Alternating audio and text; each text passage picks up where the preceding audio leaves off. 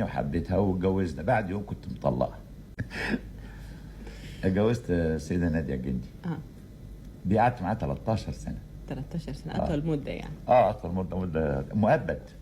وبعدين حصل لي افراج. بس مؤبد. افراج لمناسبه الاعياد والحاجات دي.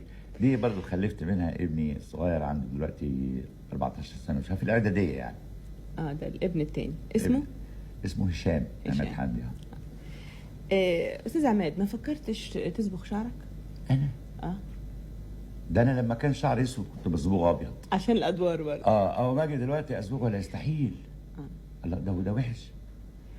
طب الكلمات اللي هقولها دلوقتي اللي حضرتك عايزه وقعها عليك لاول وهله. لما اقول لك صينيه السمك اللي بتصطاد هوايتك المفضله.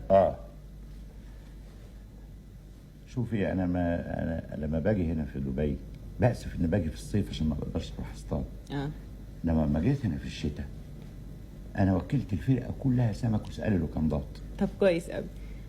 وده بالسمك اللي بتصطاده بتكون صينيه السمك. شوفي انا لا اكل سمك من السوق ابدا، ان شاء الله اقعد سنه ما اصطادش ما اكلش سمك. لازم اصطادها بايدي. طيب دلوقتي كنا عايزين نعرف اخر اخبارك الفنيه. اخر اخبار الفنيه ديني موجود حاليا دلوقتي انا اهوت. هقعد حوالي شهر ونص، بعديها هروح على القاهره اقعد شهرين ثلاثه لا اعمل.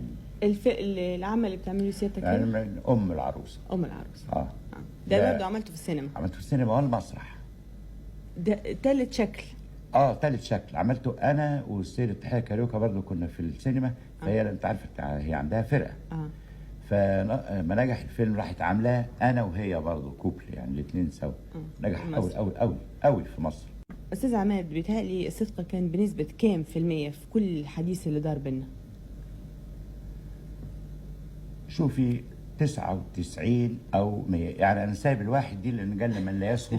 يمكن أكون ما كنتش صادق عن غير قصد يعني. يمكن حاولت مثلا ما أقولش حاجة عن حد عشان ما أسيئش إليه أو بتاع، فدي ما تعتبرش يعني. لا ما تعتبرش. إنما والله الواحد في كل كلمة قلتها. طب مفيش حاجة قلتها ندمت عليها؟ لا لا لا لا, لا, لا. طب ليك أي أقوال أخرى؟ لا ماليش، ما كفايه كده احسن الناس تتضايق مننا بعدين.